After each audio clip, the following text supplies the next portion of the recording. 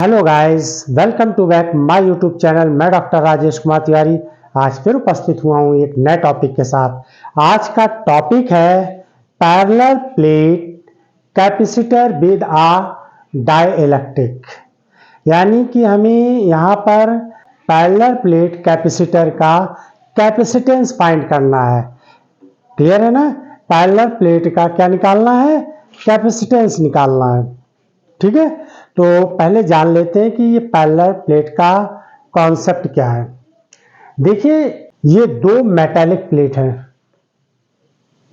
ये दो metallic plate है, plate A and plate B. इस प्लेट को हम नाम दे सकते हैं ए और इस प्लेट को क्या नाम दे सकते हैं? बी। क्लियर है? अब अगर हम इसको पॉजिटिव चार्ज देंगे तो इसकी वजह से सामने वाली जो मेटालिक प्लेट है यानी कंडक्टिंग प्लेट है, इंडक्शन के कारण इस पर कैसा होगा? निगेटिव चार्ज आ जाएगा। और इसके आउटसाइड जो है पॉजिटिव चार्ज होगा डेवलप, वो क्या होगा? अर्थ से कनेक्ट कर देंगे तो वो अर्थ में चला जाएगा। क्लियर है? तो अब जो प्लेट ए है उस पर पॉजिटिव चार्ज होगा और प्लेट बी है उस पर कैसा होगा? निगेटिव चार्ज होगा। और ये कैसे होंगे? अपोजिट, दोनों में ए और बी में अपोजिट और इक्वल चार्जेस होंगे, यानी ए में पॉजिटिव चार्ज, बी में निगेटिव चार्ज। क्लियर है? इक्वल मैग्नीट्यूड होगा दोनों का, लेकिन साइन कैसे होंगे? अपोजिट होंगे। अब इसके बीच में मैंने कोई एक डाइइलेक्ट्रिक मटेरियल भर दिया। हालांकि अभी मैंने डाइइलेक्ट्रिक मटेरियल के बारे में कुछ भी नहीं बताया है, तो आगे आने वाले टाइम में जो वीडियो होंगे उनमें डाइइलेक्ट्रिक का विद एग्जांपल एक्सप्लेन करेंगे। तो अभी केवल मेरा फोकस है कैपेसिटेंस फाइंड करना है। किसका? पैरेलल प्लेट का, यानी मेटालिक कंडक्टिंग या मेटालिक प्लेट बोल दीजिए या कंडक्टिंग प्लेट। तो इन मेटालिक प्लेट के बीच क्या है? एक डाइइलेक्ट्रिक मटेरियल भरा हुआ है और उसका डाइइलेक्ट्रिक कांस्टेंट जो है वो के है। उस मटेरियल का डाइइलेक्ट्रिक कांस्टेंट क्या है? के है। देखिए, यहाँ पर जो इलेक्ट्रिक फील्ड का डायरेक्शन है वो पॉजिटिव टू नेगेटिव है। इलेक्ट्रिक फील्ड का डायरेक्शन क्या है? नेगेटिव टू पॉजिटिव, क्योंकि इलेक्ट्रिक लाइंस जो होती हैं इनका जो ओरिजिन होता है वो पॉजिटिव चार्ज से और टर्मिनेट क्या होता है? नेगेटिव चार्ज पर होता है। क्लियर है? तो जो फील्ड का डायरेक्शन होगा वो पॉजिटिव टू नेगेटिव यानी इस डायरेक्शन में होगा। देखिए, यहाँ पर बना दिया मैंने ये E इक्वल टू, यानी डायरेक्शन कैसा है? Positive to negative. क्लियर है? और यहाँ पर डाइइलेक्ट्रिक क्या है? के है मटेरियल का। क्लियर है? अब देखिए, जब हम इसको पॉजिटिव चार्ज देंगे तो मैंने बताया इंडक्शन की वजह से प्लेट बी पर कैसा होगा? नेगेटिव चार्ज होगा। आउटसाइड पॉजिटिव होगा, जिसको हम अर्थ से कनेक्ट कर देंगे तो वो पॉजिटिव चार्ज क्या हो जाएगा? ग्राउंडेड होने की वजह से वो अर्थ के सरफेस में चला जाएगा। तो इस तरीके से यहाँ पर पैरेलल प्लेट के आमने सामने कैसा होगा? पॉजिटिव और नेगेटिव चार्ज होगा। क्लियर है? एग्जाम में इसके कंस्ट्रक्शन को कैसे लिखेंगे वो देखिए। Parallel plate capacitor consist of two plane parallel conducting plates, यानी यहाँ पर दो पैरेलल और कैसी कंडक्टिंग प्लेट हैं। क्लियर है? जिनका नाम क्या है? ए प्लेट और बी प्लेट। द प्लेट में बी एनी शेप, किसी भी शेप की हो सकती हैं। सर्कुलर हो सकती हैं, रेक्टेंगुलर हो सकती हैं और स्क्वायर फॉर्म में हो सकती है, such as square, rectangular and circular. Separated by small distance, यानी ये दोनों वेरी स्मॉल डिस्टेंस पर होंगी कंपेयर टू एरिया के। अगर हम इनके बीच का जो सेपरेशन डिस्टेंस लेंगे वो कितना? डी से रिप्रेजेंट करेंगे। दोनों प्लेट के बीच का सेपरेशन कितना है? डी है और वेरी स्मॉल होगा कंपेयर टू एरिया के। The plates carry equal and opposite charge plus Q and minus Q respectively. एक प्लेट पर कैसा है? पॉजिटिव चार्ज है और बी प्लेट पर कैसा है? नेगेटिव चार्ज है। क्लियर है?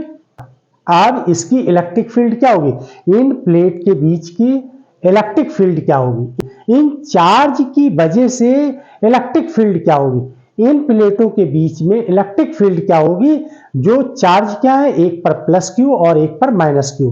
अगर हम चार्ज डेंसिटी की बात करें तो चार्ज डेंसिटी क्या होती है, चार्ज डेंसिटी होती है sigma equal to Q by A. A क्या है, प्लेट का एरिया है, ए क्या है, प्लेट का एरिया है, और क्यू क्या है, चार्ज है। तो प्लेट ए पर प्लस क्यू चार्ज दिया तो उसकी चार्ज डेंसिटी क्या हो जाएगी, sigma equal to Q by हो जाएगी, यानी पॉजिटिव हो जाएगी। बी प्लेट पे चार्ज कैसा, नेगेटिव है, तो उसकी चार्ज डेंसिटी कैसी हो जाएगी, sigma equal to minus Q by A हो जाएगी। तो आप चाहें तो माइनस सिग्मा और प्लस सिग्मा से भी रिप्रेजेंट कर सकते हैं। प्लस सिग्मा जो होगी चार्ज डेंसिटी प्लेट ए के लिए रिप्रेजेंट करी जाएगी, और नेगेटिव सिग्मा चार्ज डेंसिटी जो है प्लेट बी के लिए रिप्रेजेंट की जाएगी। फिर अब देखिए electric field between the plates, तो इन प्लेट्स के बीच में इलेक्ट्रिक फील्ड क्या होगी, प्लेट के लिए इलेक्ट्रिक फील्ड का फार्मूला क्या होता है, प्लेट्स के लिए इलेक्ट्रिक फील्ड का फार्मूला होता है charge density by epsilon not. Clear है। और अगर यहां पर डाइलेक्ट्रिक मीडियम है तो जहां पर एप्सिलॉन नॉट लिखा होगा उसी के साथ हम, देखिए एप्सिलॉन नॉट क्या परमिटिविटी है फ्री स्पेस के लिए, और जब हम कोई मीडियम ले लेंगे तो यहां पर क्या हो जाएगा, के एप्सिलॉन नॉट हो जाएगा, यानी मीडियम के लिए हो जाएगा। क्लियर है। तो अब इलेक्ट्रिक फील्ड क्या हो जाएगी, सिग्मा अपॉन के एप्सिलॉन नॉट। के क्या है, डाइलेक्ट्रिक मीडियम का कांस्टेंट है, यानी डाइलेक्ट्रिक कांस्टेंट है। क्लियर है। तो ये जो वैल्यू निकल कर आई किसके लिए, पैरेलल प्लेट के लिए, यानी एक प्लेट की इलेक्ट्रिक फील्ड की वैल्यू है। तो पैरेलल प्लेट के बीच की इलेक्ट्रिक फील्ड का फार्मूला क्या होगा, यहां पर सिग्मा अपॉन एप्सिलॉन नॉट के। क्लियर है। यानी दोनों प्लेटों के बीच जो फील्ड है वो क्या निकल कर आएगी, सिग्मा अपॉन एप्सिलॉन नॉट के। और इससे पहले मैंने इलेक्ट्रिक फील्ड गॉस लॉ से पैरेलल प्लेट के लिए निकालना बताया, उसमें यही फार्मूला है।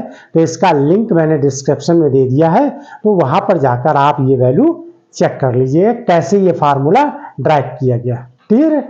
अब देखिए जब हमने इलेक्ट्रिक फील्ड निकाल ली तो फिर इनके बीच में पोटेंशियल कितना होगा, इन दोनों प्लेटों के बीच में पोटेंशियल क्या होगा, तो इलेक्ट्रिक फील्ड और पोटेंशियल के बीच में फार्मूला होता है V equal to E d. D क्या है, separation distance between two plates, यानी इन प्लेट के बीच का सेपरेशन है।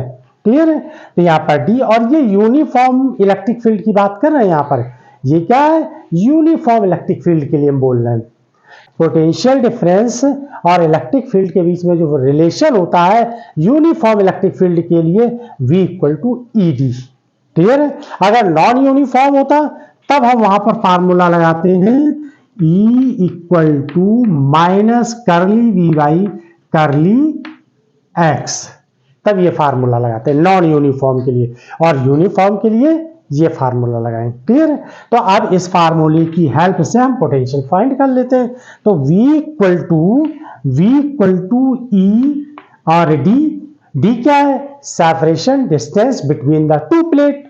अब यहां पर E की वैल्यू पुट कर दीजिए, तो सिग्मा अपॉन एप्सिलॉन नॉट के, और ये यहां पर ऊपर दिया गया। तो ये पोटेंशियल फाइंड हो गया, या पोटेंशियल डिफरेंस कह लीजिए। अच्छा, इसमें एक और चीज ध्यान दीजिए, मैंने बीच में जो लाइनें बनाई है वो स्ट्रेट लाइन बनाई है, लेकिन जो यहां पर हम दिखा रहे हैं किनारे साइड वो कैसी है, कर्व है। तो आपने इलेक्ट्रिक लाइंस ऑफ फोर्स के बारे में पढ़ा होगा कि अगर यहां पर एक पॉजिटिव चार्ज है जहां से इलेक्ट्रिक लाइन ओरिजिनेट होती है और कहां पर टर्मिनेट होती है, नेगेटिव पर होती है। तो अगर ये एक लाइन है तो ये लाइन कैसी होगी, स्ट्रेट होगी। लेकिन अगर एक से ज्यादा लाइनें होंगी तो वो कैसी होंगी, कर्व टाइप की होंगी। ये प्रॉपर्टी होती है किसकी, इलेक्ट्रिक लाइन ऑफ फोर्स की, ये प्रॉपर्टी है। क्लियर है। तो अब यहां पर जो ये लाइन मैंने बनाई है, ये बाहर जो आउटसाइड है वो कैसी है, कर्व शेप की। यहां पर ये क्या निकाल लिया, पोटेंशियल की वैल्यू आ गई दोनों प्लेटों के बीच की। अब क्या करेंगे, हमें निकालना क्या है, कैपेसिटेंस निकालना है। इस कैपेसिटर, ये दोनों प्लेटें मिलकर क्या एक कैपेसिटर है ये। तो अब हम पैरेलल प्लेट ना बोल के इसको कैपेसिटर नाम देते हैं। तो इस कैपेसिटर की कैपेसिटेंस निकाल लेते हैं। तो कैपेसिटेंस ऑफ कैपेसिटर, तो C इक्वल टू हो जाएगा Q upon V। C equal to क्या हो जाएगा, Q अपॉन V। इसमें वैल्यू पुट कर दीजिए, जो वैल्यू किसकी निकाली, V की वैल्यू जो ये निकाली है sigma D upon epsilon not के, तो यहाँ पुट कर दीजिए। तो ये आ जाएगी sigma D upon epsilon not की। क्लियर है। यहाँ Q ऐसे लिखा रहने दीजिए। सिग्मा की जगह क्या लिख देंगे, सिग्मा की जगह लिख देंगे Q बाई ए। सिग्मा की जगह वैल्यू पुट कर दीजिए यहाँ पर, तो Q बाई ए और यहाँ पर D रहेगा एप्सिलॉन नॉट की। अब जो डिवाइड बाई डिवाइड है वो नंबर्स ऊपर चले जाएंगे। तो यहाँ पर फाइनली रिजल्ट क्या आ जाएगा, C इक्वल टू Q से Q पहले कैंसिल कर लीजिए, Q से Q कैंसिल हो गया, ए एप्सिलॉन नॉट की अपॉन D। तो ये वैल्यू निकल कर आ गई किसकी, कैपेसिटेंस ऑफ कैपेसिटर या पैरेलल ऑफ प्लेट का। पैरेलल ऑफ प्लेट का क्या निकल कर आ गया, कैपेसिटेंस निकल कर आ गया। क्लियर है। कैपेसिटेंस का मतलब होता है धारिता, यानी कितना चार्ज वो स्टोर कर सकती है। आप देखिए ये C जो है किन किन फैक्टर पर डिपेंड करता है। यहां पर देखिए ना तो पोटेंशियल है ना ही चार्ज है। तो यानी इसका मतलब ये जो कैपेसिटेंस है ये जो है ना तो चार्ज पर डिपेंड है और ना ही ये पोटेंशियल पर डिपेंड है। यहां पर दोनों चीजें नहीं है, ना पोटेंशियल है ना चार्ज है। देखिए ए क्या है, एरिया, प्लेट का एरिया है। एप्सिलॉन नॉट क्या है, परमिटिविटी ऑफ फ्री स्पेस। के क्या है, डाइलेक्ट्रिक कांस्टेंट है। डी क्या है, सेपरेशन डिस्टेंस, यानी separation between the two plates. Important point ये है इसका कि ना इसमें चार्ज है और ना ही इसमें पोटेंशियल है। तो अब ये किन किन फैक्टर पे डिपेंड करता है इसके बारे में जान लेते हैं, किन किन फैक्टर पे डिपेंड्स है। क्लियर। और इसकी यूनिट क्या है, फैरेड है। फैरेड बहुत बड़ी यूनिट होती है, इसीलिए इसको मैक्रो फैरेड या पिको फैरेड में कैलकुलेशन किया जाता है या वैल्यू ली जाती है, वो पिको फैरेड या मैक्रो फैरेड में। और आप फुल अटेंशन के साथ इस चीज को देखिए। C किन किन पैरामीटर पर डिपेंड्स है, C किन किन पैरामीटर पर डिपेंड्स है। C directly proportional to area, C directly proportional to K यानी डाइलेक्ट्रिक कांस्टेंट, और C inversely proportional to separation distance between the plates. Clear है। तो देखिए capacitance of a capacitor depends on first area of the plate, यानी जो plate हम ले रहे हैं उनके एरिया पर डिपेंड करता है। ठीक है ना। दूसरा, the electric constant of the medium between plate, यानी इन प्लेटों के बीच में डाइलेक्ट्रिक मटेरियल फिल किया गया है, डाइलेक्ट्रिक मटेरियल फिल किया गया है उसके कांस्टेंट पर भी डिपेंड करता है। इसके बाद तीसरी चीज क्या है, डिस्टेंस बिटवीन द प्लेट, यानी इन दोनों प्लेटों के बीच का जो सेपरेशन डिस्टेंस है इस पर भी डिपेंड करता है। क्लियर है। अब इन तीनों पैरामीटर को चेंज करें, कौन कौन से, एरिया, या हम K की वैल्यू चेंज करें यानी डाइलेक्ट्रिक कांस्टेंट की, या फिर हम separation between the two plates यानी separation distance between the two plates को अगर हम चेंज करते हैं तो C के वैल्यू में क्या इफेक्ट पड़ता है। तो देखिए अगर हम जितना बड़ा एरिया लेंगे यानी प्लेट्स का एरिया इंक्रीज करेंगे तो C यानी कैपेसिटेंस की वैल्यू इंक्रीज होगी, और डाइलेक्ट्रिक कांस्टेंट की वैल्यू जितनी हायर होगी, जितनी ज्यादा होगी, मटेरियल जो यहाँ फिल करेंगे उस मटेरियल के डाइलेक्ट्रिक कांस्टेंट की वैल्यू जितनी ज्यादा होगी कैपेसिटेंस की वैल्यू भी उतनी ही ज्यादा होगी।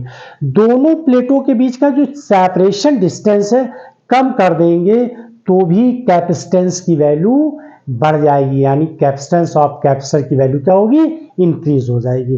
तो यही दिया हुआ है यहाँ पर कि फॉर हाई कैपेसिटेंस, यानी कि हमें हाई कैपेसिटेंस अगर ऑब्टेन करना है तो उस केस के लिए क्या होगा, यानी कि first area of plate should be large, area बड़ा होना चाहिए प्लेटों का।